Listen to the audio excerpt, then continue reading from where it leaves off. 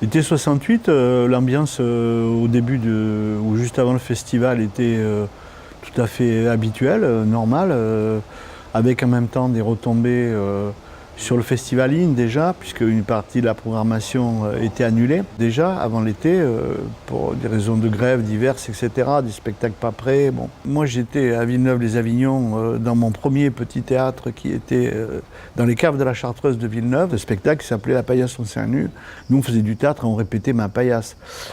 Et le 17 juillet 68, je me mangeais chez mes parents de l'autre côté du Rhône, aux Angles, dans le quartier du Chêne Vert.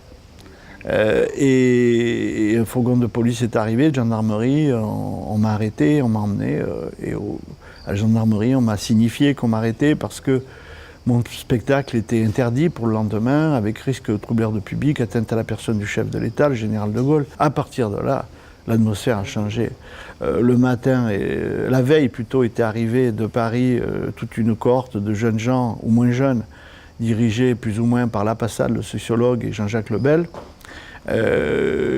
qui pensaient que la révolution allait redémarrer du Festival d'Avignon. Bon, une analyse politique qui m'a toujours paru ahurissante, mais bon. Dès que le Living Theatre, qui n'avait jamais rien vu de moi, hein, mais personne n'avait jamais rien vu de moi, j'avais participé au Festival Off qui n'existait même pas, un an avant, en 67, dans un bar de 15 places.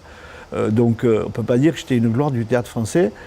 Et tout de suite, donc, le Living, qui ne connaissait rien de mon art, mais qui avait de l'amitié pour moi, se solidarise. Et eux étaient dans le IN. Béjart se solidarise aussi.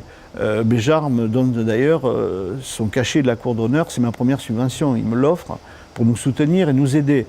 Et puis il m'offre surtout la messe pour le temps présent, où de connivence, je me glisse dans la cour d'honneur, malgré le service d'ordre qui voulait nous en empêcher. Béjart me fait rentrer et je m'adresse au public pour protester contre l'interdiction. Je me laisse choir avec toute ma troupe, qu'on avait un peu d'ailleurs augmenté pour l'occasion.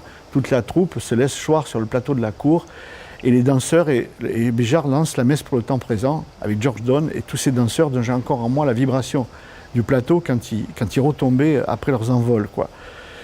C'était une période très particulière. Living Theatre nous offre aussi Antigone de Brecht, dans le cadre du IN qu'il devait jouer, et ils nous mettent en fond de scène, assis en position de lotus, en tout cas les jambes croisées, baïonnés de bleu, blanc, rouge, pendant qu'ils jouent. Bon, vous voyez le sens, etc.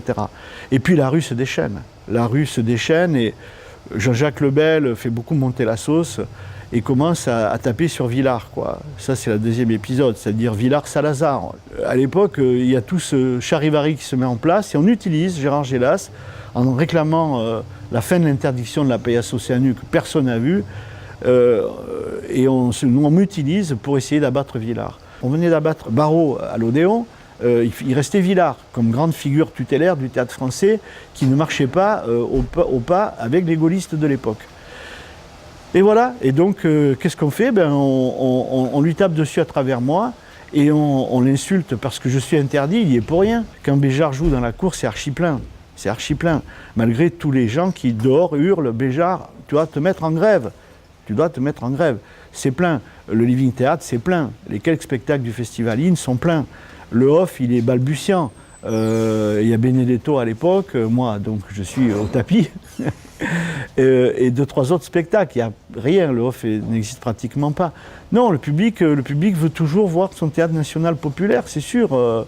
Dont Villars n'est plus le patron, puisque c'est George Wilson, mais il veut voir les spectacles.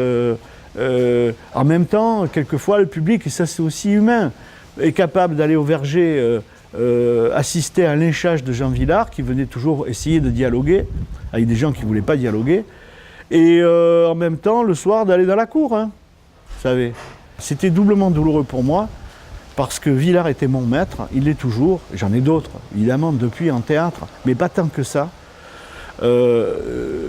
Plus jeunes aujourd'hui, mais dont certaines d'ailleurs disent qu'ils sont mes enfants. Alors c'est rigolo, moi j'ai l'impression que c'est moi qui suis leur enfant quelquefois.